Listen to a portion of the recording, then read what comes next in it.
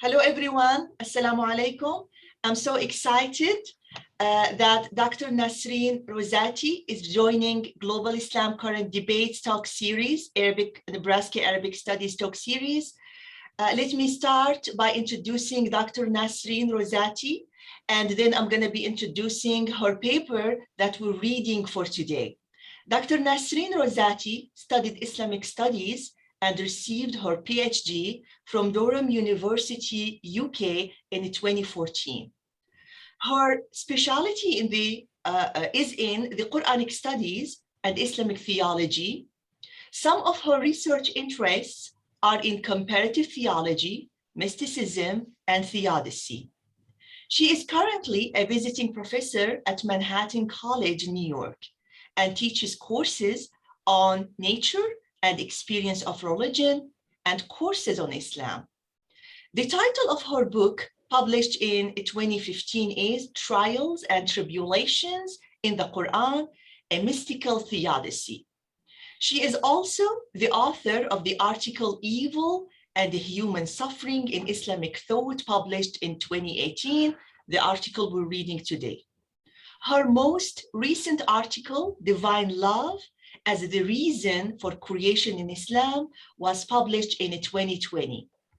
Moreover, she has composed 2 book chapters, one on Rumi and the other on Theodicy, which are under publication. Evil and the Human Suffering in Islamic Thought Towards a Mystical Theodicy, published 2018. This paper sheds light on the treatment of the problem of evil and the human suffering from an Islamic perspective. This paper provides an overview of the term evil in a Quranic framework.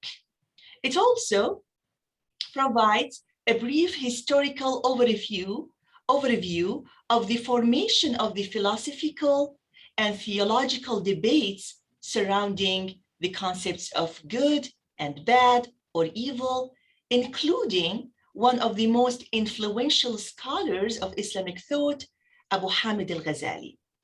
The final session of this paper explores the Sufi mystical tradition of Islam through the teachings of one of the most distinguished mystics of Islam, Jalaluddin Rumi. In your paper, Dr. Nasrin, you bring about a new understanding of how the so-called problem of evil is not presented in Islam as a problem in the first place, but rather as an instrument in the actualization of God's plan, which is intertwined with the human spiritual experience in this world.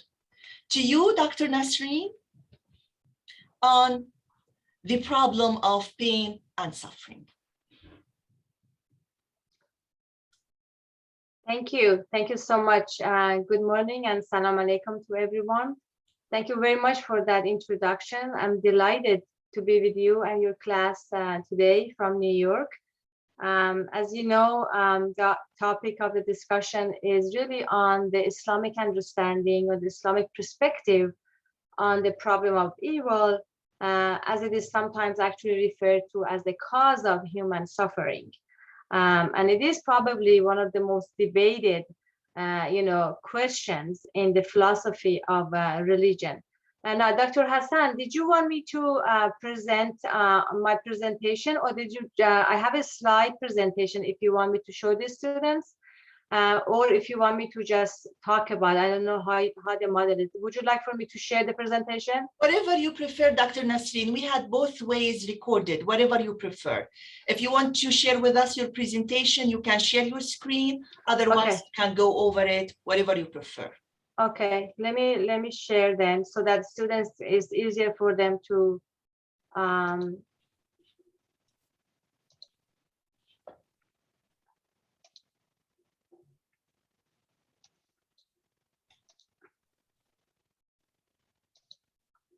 Can you guys see my screen?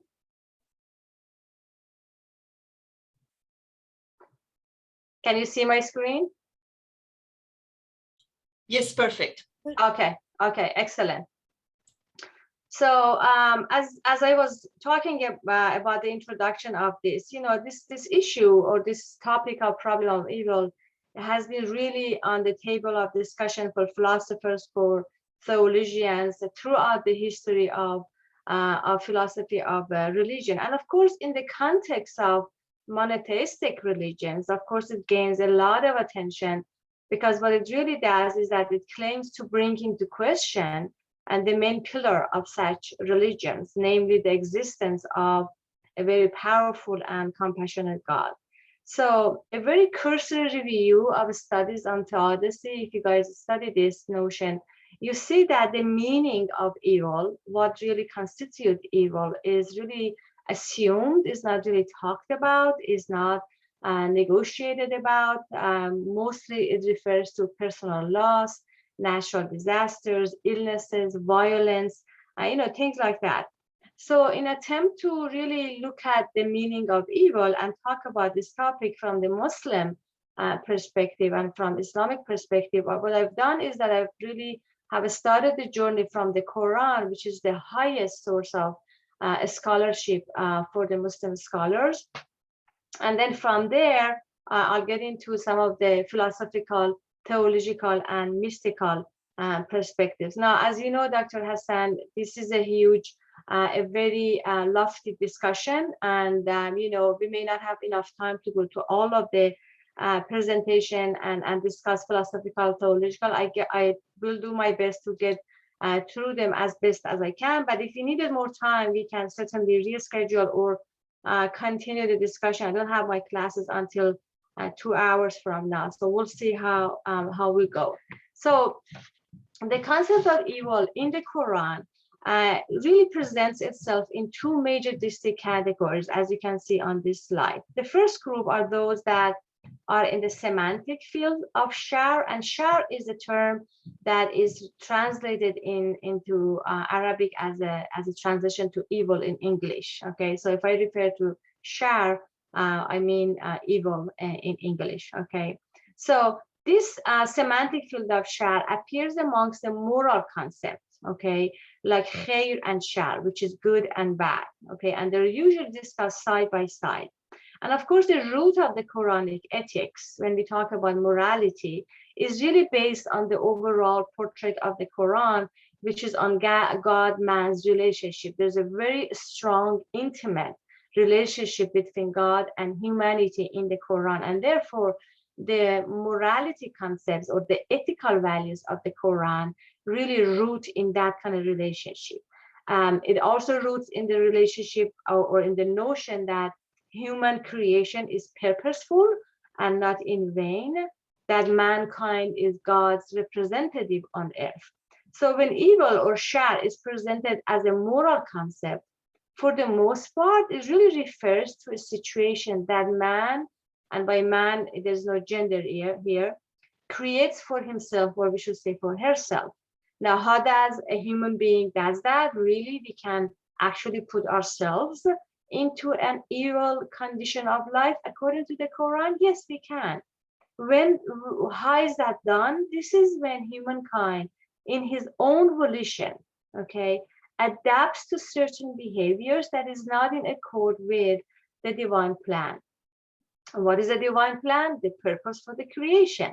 So when he or she decides to deviate from the path that was intended for him or her, then the human being puts himself or herself in a condition that is referred to as shar or evil in the Quran. I think this is huge because most scholars do not talk about this, okay? Some of these deeds or behaviors that fall into this category includes miserliness, unbelief, rejecting God, slander, transgression, right? And examples of this I have on this slide that we can check the Quran for some of these examples. So this is very, very important, right? Now, this is the first group of the narratives. The second group of the narrative that is discussed in the Quran is beyond the semantic field, and is about how man or humankind is placed in conditions that are, for the most part, undesirable and unwanted. So in these categories, human beings don't really have any control. Something comes up, you encounter difficulties, things that you didn't expect, right? An undesirable situation, maybe an illness or a loss of a loved one, whatever difficulty or adversity you may be put in that situation without your volition, which was the first category. So this is where human suffering mainly comes to play, and we enter the notion or the field of theodicy. Now, one of the terms that is used in this category of narratives in the Quran is bala or ibtila, which I have here, right here, and this is where the topic of my book that Dr. Hasan just referred to really talks about. Now, these are really translated, the trial or ibtila, translated as tests, okay, or as trial. We could even say challenges, all right? And a very careful examinations of these notions in the Quran shows that they can really be placed into these four categories. I'm not going to go through the categories, but if you are interested, there are four different categories that these divine or trial narratives really fall into.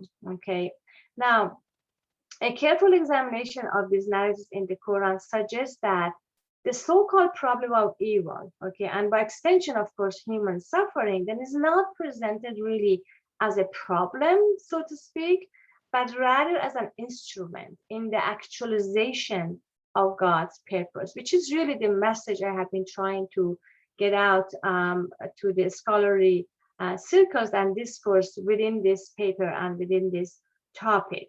It is not a problem that needs to be solved. It is really an instrument in the actualization of God's purpose and actualization of human potentialities.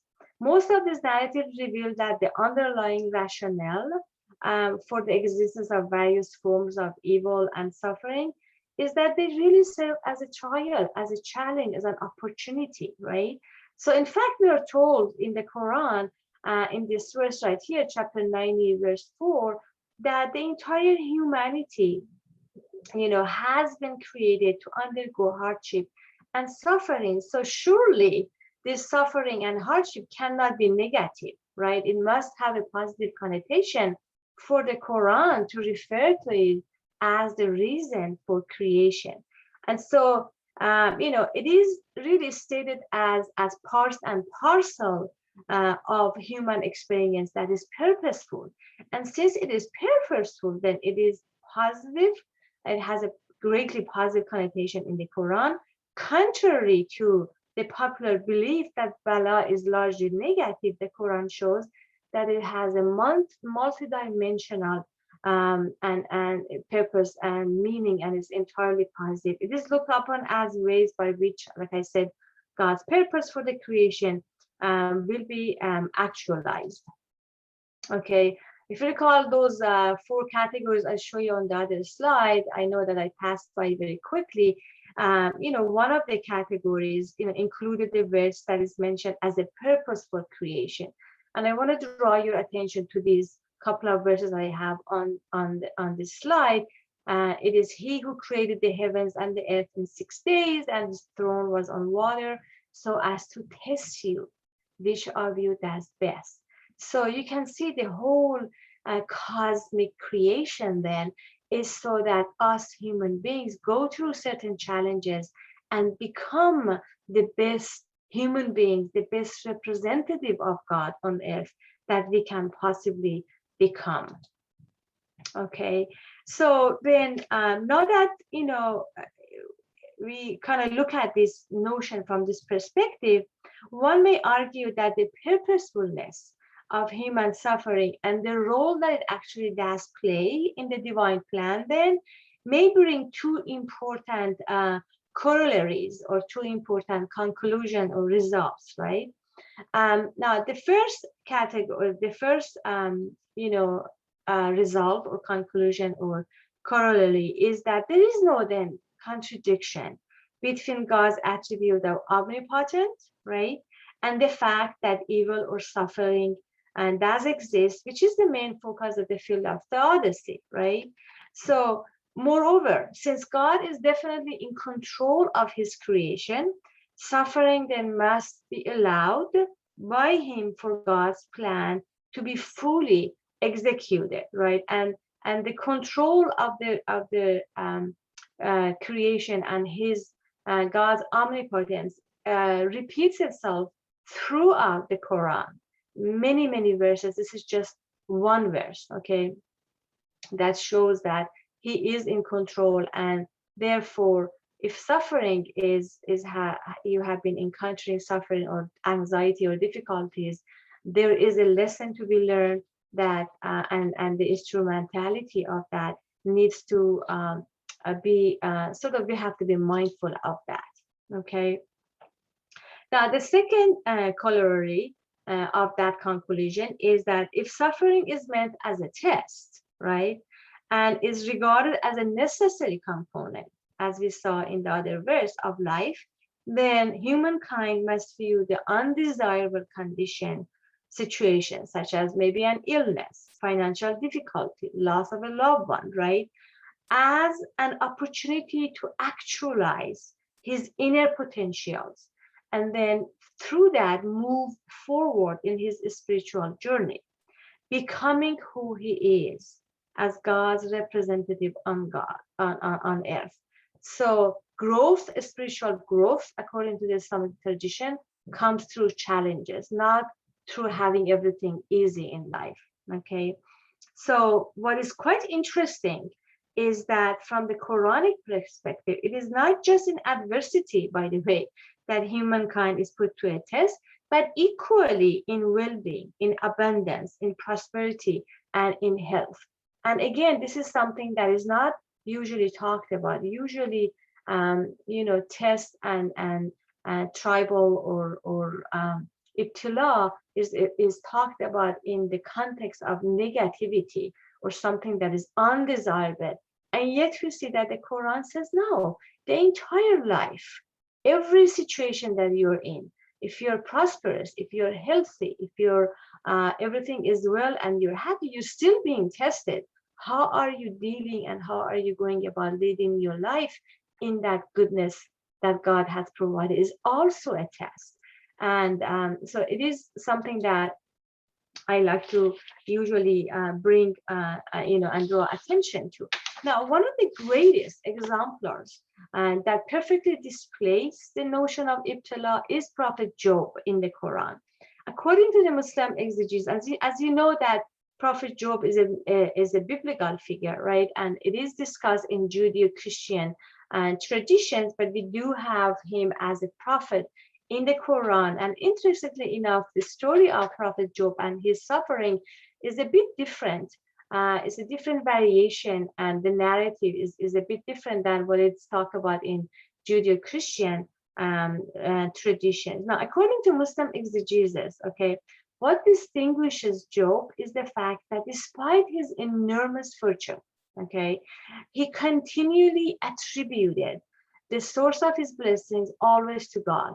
And, always remained very humble as a servant who lacked ownership of his belongings. He never thought that he's the one who owns anything. And similarly, when God actually tested him with a serious disease, he exercised patience and recognized that he is actually going through a very difficult test, a positive experience, and then ascribe any negative feelings of despair to Satan. Now, the story of Job, as I said, in Judeo-Christian is a bit different. There's a significant difference actually with the Quranic narrative, which has to do with Job not challenging God. So in the Quran, Prophet Job does not challenge God to explain why he is being tested. And he totally submits to the will of God. And in the Quran, Job is called excellent servant because of the way that he dealt with this positive experience and difficult ibtila. Okay, so now that we have a better understanding, I'm hoping that I've given you an overall perspective of the Quran, of how this notion displays, right? We can look at some of the philosophical perspectives. Now, from the philosophical, Muslim philosophical perspective, the notion of good and evil is enclosed within the wider ontological understanding of existence, which is wujud, and non-existent, which is adam. Okay, it's a pretty difficult philosophical discussion, but in a nutshell, good usually is referred to or defined as a positive entity that branches from existence. On the other hand, evil, okay, stems from non-existence and therefore is viewed as a negative entity. An example of this ontological interpretation of what constitutes good and evil may be seen from the works of two prominent philosophers, Muslim philosophers, who have significantly influenced the shaping of Muslim philosophical thought, namely Ibn Sina, who's known in the West as Avicenna, and Sadruddin Shirazi or Mulla Sadra. Now, Ibn Sina formed a theodicy by distinguishing between two different forms of evil, okay, essential evil or sharr bil-zat, which is a non-being or privation, and accidental evil or sharr bil-arad, okay, which can be a being or it can be privation. For Ibn Sina, it is really the non-essential, okay, an accidental evil that is leading cause of human suffering. He also tells us and proves through his philosophical investigation that the total amount of good in this universe and this world outweighs the amount of evil. So he's very positive, very optimistic about the nature of this world, and because he sees that the amount of good is much higher than what we call as evil. Mulla Sadra also talks about this, and he says that from his view, absolute existence is absolute good. And since God is the only necessary being, he is the absolute good. And therefore, perfection applies only to God. Therefore, the rest of the creation, that is all that is contingent, all of the entities that could be in this world or could not be, contingent entities, lack certain amount of goodness. And therefore, evil or shar in the world is a natural way of showing and saying that only God is actually perfect and good, okay? And so he also concludes that suffering are partial and negative. I should also mention that philosophical investigation in the Islamic perspective actually bring about another notion, which we call the notion of optimism, or the creation of the world, the best possible world, because the world is the best possible world, which Ghazali actually talks about, because it has been created by a God who is perfect, right? And he lacks no imperfection, and therefore this idea of optimism or the best possible world that I have talked about in my book as well as in the paper comes up as a result of this whole idea of the perfectness of God, who is the perfect creator of the world. Now, from the philosophical perspective, we can also now go back and continue the journey of this discussion and see what some of the theological discussions may be. One of the earliest debates in the Muslim theological thought, or kalam, was how to reconcile between the divine attribute of omnipotent with the notion of human free will. Now, this seems to be the very first attempt to initiate a theodicy in the context of Islam. Now, at the core of these discussions is the notion that God is the only agency in the world, basically meaning that God creates all acts, okay? And since this raised serious questions about the creation of evil acts, by God, the debate developed to question the validity of human free will, okay? And, what about humans' accountability and responsibility when evil acts are committed by human beings, right? And if you say that God creates all acts, even evil acts, then where does our responsibility and our accountability lay? Also, whether or not, human beings can independently discern between which is good and what is bad behavior. For example, is telling the truth good in itself, intrinsically, or is it good because the revelation, the Quran says that it is good? So all of these things, again, these are at the root of the Islamic theological perspective when it comes to the notion of good and bad. Now, the dialogue continued for centuries in theological discourse, and it really crystallized between the Mu'tazilite and the Ash'ari, the two different schools of thought. Okay, now the Mu'tazilites basically categorically opposed the idea of God creating human acts that includes evil acts, okay, and emphasize that he is the God of justice. So they really try to concentrate on the divine attribute of justice, okay, and advocated for human free will, basically that evil is a result of human free will. God is not free to prevent man's freedom of choice because he has created us free so that we can grow and we can be responsible for our own action. Now, they were challenged, therefore, on the question of human suffering caused by disease. When that challenge came to their discourse, they affirmed that while disease may appear as evil, in actuality, disease actually may be good because God created it because it serves, again, as a purpose in the cosmic plan. Now, this seems to be the first, again, appearance of the theory of instrumentality of human suffering in divine plan. Mu'tazilite insisted on God's justice, okay, resulted in the group actually being divided and giving birth to the Ash'ari school of thought. Now, with the Ash'ari school of thought, for them, God's law of justice, okay, applies only to human beings who are obligated, who are responsible to act according to his laws. Applying the idea of justice to God himself, however, puts a limit from their perspective on an all-powerful creator. So therefore, God is not bound by his own laws. He's just, okay, in whatever that he does. Now, if you apply this theory to suffering, this means that all harm encountered by man is fair as it has been willed by God, who is just in his creation. And of course, compensation after, life after death is something that the Ash'arites talk about. Now, what I just gave you from a theological perspective, truly it's just scratching on the surface. There's a lot of discussion that goes into here, what happens to human free will, what happens to the book of deed. There's a lot of,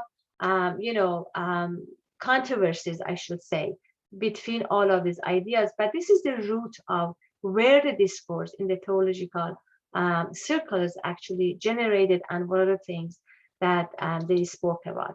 And last but not least, very quickly, let me talk about the mystical perspective. Okay, now we've seen the theological discourse about evil and about the philosophical perspectives as well. Now, the more now the philosophical and theological are more theoretical, right? But the more practical and existential aspect of this concept of human suffering comes into life through the teaching of the mystics or the Sufis of Islam.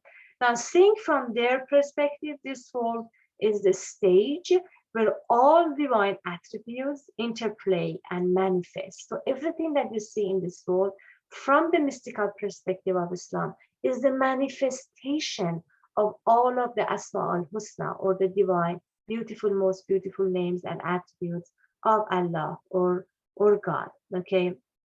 Now, in other words, everything in this world is a manifestation of this loving God, powerful God, who is perfect in his essence, right? Now, Ibn Arabi, who is one of the most important theoretical, mystical people who actually has a theory, okay, a framework around the mystical perspective of Islam, has a very unique perspective, okay? And he says that he actually reminds people that evil, which is appearing, okay, is not a consequence of Adam's sin, because remember that, especially in Judeo-Christian thought, it speaks about Adam and Eve having sinned, and therefore evil has entered through that. He says, no, it's not a consequence of Adam's sin, but out of an earlier act which took place in the act of creation, distance from the unity of the divine essence. So if you think about that from his perspective, everything was united with God, okay, before this physical world was created.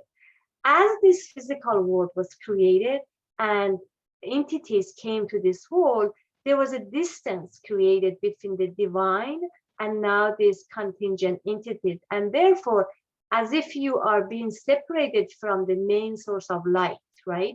So as you separate the whole creation from the divine unity, which was pure light, of course, you're going to have some distance from the light, and therefore evil enters. So from his perspective, which is quite interesting, is that there is no way beyond this understanding that evil happens due to this little darkness or this separation that happens between the act of creation and the unity of God, which is pure light and pure goodness.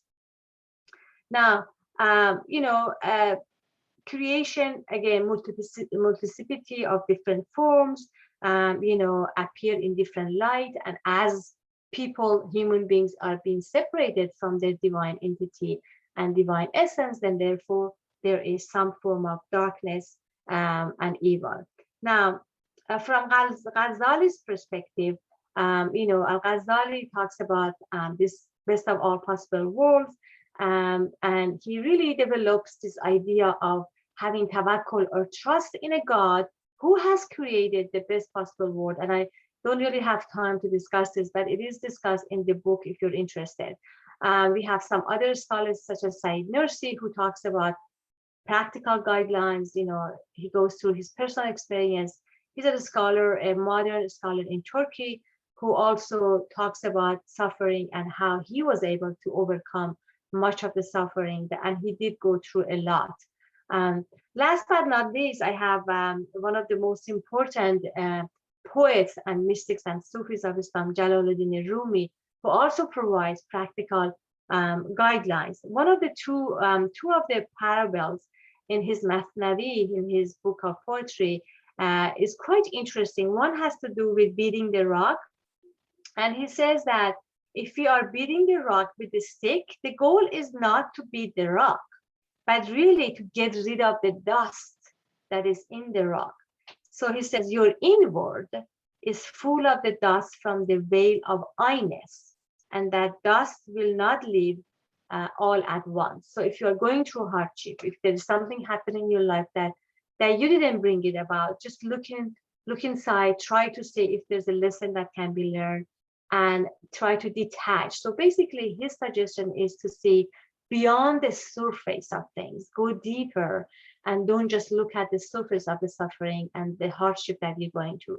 The other one has to do with the parable of the chickpea, and this is quite interesting. The chickpea is actually boiling right in the pot, and he doesn't want to be boiled because the water is hot, so he comes up, jumps up continually, right, and raises and basically cries and says to the housewife who's boiling it, says, why are you setting me on fire? Since you bought me, how are you turning me upside down? And the housewife, constantly hitting it down and saying, no, go back. No, says, boil nicely and don't jump away from the one who makes the fire.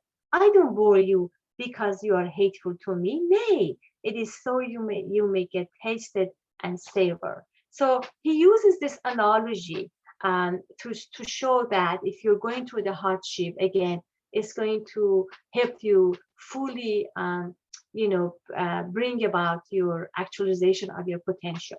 So on the conclusion, I'm going to close in like 2 minutes. As I said, evil and human suffering from the Islamic perspective is not really portrayed as a problem to be solved.